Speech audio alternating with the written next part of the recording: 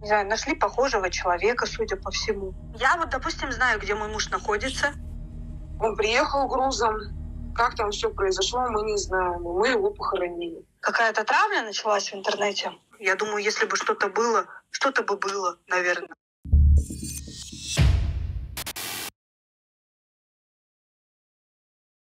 Цей матеріал про окупанта, який застрелив у спину 2 мирних жителів у березні 2022 року на Київщині. Український суд засудив цього росіянина до пожиттєвого позбавлення волі, щоправда заочно. Ми поспілкувалися з дружиною та сестрою окупанта. Їхні дані про те, що ж сталося з їхнім родичем після того, як він розстріляв невинних українців, різняться. Мене звати Каріна Бугайченко, я журналістка Слідства.Інфо, і сьогодні розповім вам про росіянина Сакавікова Ніколая Сергійовича. Майбутній окупант і воєнний злочинець народився в Омську 28 років тому. Закінчив там школу, потім місцевий автобронетанковий інженерний інститут, одружився на Нелі Олеговні, яка працює в Центрі фізкультурно-масової роботи в Улан-Удэ. У подружжя 5 років тому народилась донька, а згодом з'явився син. Сакавіков проходить службу у 212-му окружному навчальному центрі танкових військ Сибірського військового округу. У військовій частині номер 21250 Збройних сил РФ. Перші місяці вторгнення Ніколая спрямували на Київщину. Там він і чинив воєнні злочини. Зі сторінки дружини Нелі можна помітити, коли Ніколай після злочинів на території України повертається додому в Омськ, тоді родина їздить на море, часто подорожує. Неля активно підтримує окупацію України. Ось, наприклад, опублікувала гімн Бурятії на, як вони кажуть, СВО.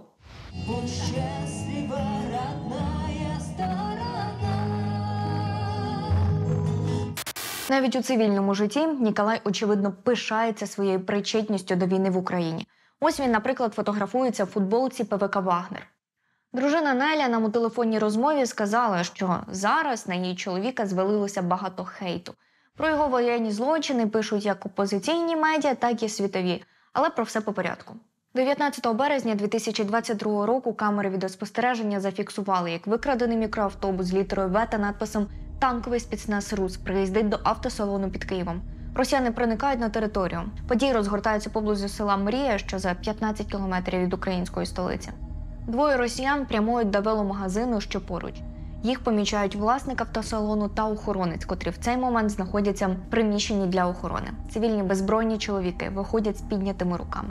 Росіяни переконали, що ці люди не становлять для них ніякої загрози та дають можливість їм піти. Однак, як тільки чоловіки відійшли на декілька метрів, російський військовий Ніколай Сакавіков разом з ще одним окупантом відкривають вогонь з автоматів прямо в спину мирних людей.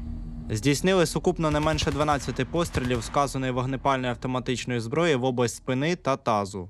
Від вогнепальних поранень відразу помирає власник автосалону Муравицький Сергій Юрійович. Йому був 61 рік. Інший чоловік, охоронець, встигає доповзти до кімнати охорони. У цей час з камер спостереження видно, як Сакавіков, який щойно розстріляв цивільних, разом з іншими окупантами зайшли в приміщення автосалону.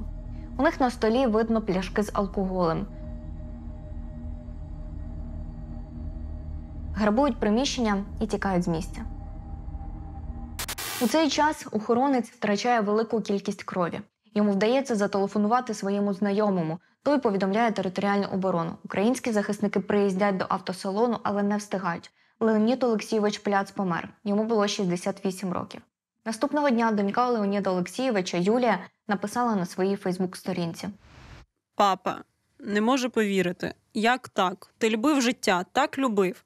Ти казав, що не будеш бритись, поки не настане наша перемога. Пам'ятаю добре нашу останню розмову. Як так? Чому? Ти казав, що там в тебе безпечно. Я не вірю, що ти зараз лежиш в Боярці. Я тебе дуже люблю». Я зателефонувала до рідних власника салону та охоронця. Рідні проходять потерпілими в справі щодо воєнного злочину, який вчинив Ніколай Сакавіков. Але вони відмовилися будь-що коментувати. Для них це велика втрата, від якої не можуть оговтатися досі. Натомість вбивця Сакавіков продовжує жити своє краще життя. Це транслює на сторінці його дружина Неля. Ось, наприклад, він повернувся у відпустку додому після того, як вбив невинних мирних людей. Дружина опублікувала відео під пісню за словами «Не ви виноваты, эта страна приказала».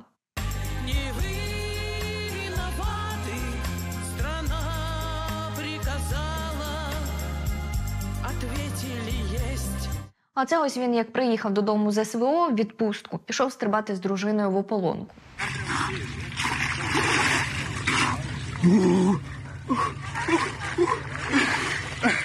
А це родина Соковікових висміює свою ж країну. Тут вони беруть участь в інтерактиві, а саме голосуванні.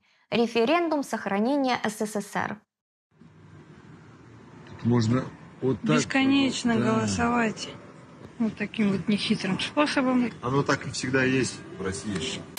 Сам Соковіков видалив свої сторінки в соцмережах. Ми знайшли його 6 різних номерів, намагалися додзвонитись, але він так і не відповів. Однак ми поговорили з його дружиною та сестрою. Неля Олеговна, я хотела у вас спросить, как вы относитесь к тому, что вашего мужа Николая Соковикова, его засудили к пожизненному заключению. Как вы к этому относитесь? Я поняла про что вы мне говорите, потому что какая-то травля началась в интернете. Да? А где? Я вот, допустим, знаю, где мой муж находится, где находился он с самого начала и чем он занимается. Я прекрасно знаю, потому что мы с ним поддерживаем связь. Угу. Как бы вам объяснить? Я еще раз говорю то, что я знаю, где он находится. И люди, которым, слили какую-то информацию, не знаю, нашли похожего человека, судя по всему. Угу. Просто показали фас, и все. То есть людей не интересует вообще, он это, не он это. Я даже понять не могу, о чем речь идет конкретно.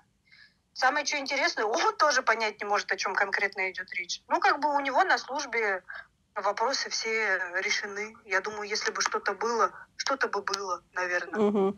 Неля Поэтому Олеговна, а вы... я добро не давала сейчас мне звонить, наверное. Угу. Поэтому всего доброго. Мне больше прокомментировать вам нечего. Неля Олеговна, единственный... Дружина буцімто нічого не знає, і чоловіка її начебто взагалі переплутали. За її словами, не він вбивав цивільних. Водночас Соковікова на відео з камер спостереження, які зафіксували момент вбивства цивільних, впізнав інший росіянин, котрий потрапив в полон до українських військових. Також ми отримали доступ до експертизи. За допомогою штучного інтелекту та портретних досліджень є підтвердження, що чоловік на відео з камер спостереження та той, що на фото у Нелі, один і той самий, тобто Соковіков. Ось погляньте на ці кадри та напишіть в коментарях, чи вам схожі ці двоє. Я також зателефонувала до його сестри Тетяни Соковікової, і вона повністю спростовує слова дружини. Мовляв, її брат загинув ще влітку 2022 року. Я не знаю, что Надя Олеговна вам там наговорила, но мы до сих пор никто не можем оправиться от этой трагедии, от этой гибели. Давайте вы звоните в Министерство обороны куда-то, не знаю, в военкоматы, спрашивайте у них, а нам, пожалуйста, душу не травите, хорошо? Я не знаю, где он был, но он погиб летом. Мы его похоронили уже, поставлена дата смерти, как будто бы в июле 7-го. Мы его уже, когда это было, он приехал грузом, как там все произошло, мы не знаем, но мы его похоронили. Его сейчас приговорили к пожизненному лишению свободы в Украине за убийство гражданских 2 людей. Вы знаете, уже наплевать, что там написали, что приговорили, у нас брата нет, и мы, к сожалению, А как он вообще оказался? Ничем не поможет. До свидания. Після цієї розмови сестра припинила відповідати на дзвінки та повідомлення. Натомість у дружини на сторінці жодної згадки про смерть. Вона і надалі публікує фото з чоловіком Соковіковим, живим, здоровим, в футболці вагнерів та з дітьми під руком. Остання така публікація – фото з Ніколаєм, датується в соцмережах 23 липня 2023 року. Соковіков сидить з дітьми біля озера, спостерігає за лебедями. А ще Неля на своїй сторінці акцентує на тяжкій долі дружини окупанта. «Я женщина, но многое могу. Пускай мой муж за тыл будет спокоен. Наш дом, уют к его приезду сберегу. Он столько пережил, и этого достоин». Звичайно, таке ж то пережити. Розстріляв цивільних в спину і тепер бідкається пожиттєвим заочним терміном. Російські вбивці по-різному реагують на свій вирок. Раніше моя колега Яніна Корнієнко говорила з бурятом-злочинцем. Кто меня будет судить? Вы можете? Нахуй, понятно? Окупанти не часто визнають, що вбивають цивільних на чужій землі. Більшість такі, як Соковіков. У 2022 році в коментарі «Сібі Реалії» він все спростовував. Не раз уже писал: «Нет, это не я». Його дружина Неля каже, що її Ніколая переплутали з іншим, а його сестра Тетяна радше готова взагалі похоронити брата заживо для журналістів, щоб його не шукали і не притягли до відповідальності. Ми у Слідство.Інфо і надалі будемо розповідати про російських військових, які вчиняють воєнні злочини на нашій території. Якщо у вас є дані про окупантів та їх злочини, діліться з нами інформацією. Ми спробуємо їх ідентифікувати. Також залишайте ваші коментарі під цим відео. Що про воєнні злочини ви хотіли б читати, бачити більше.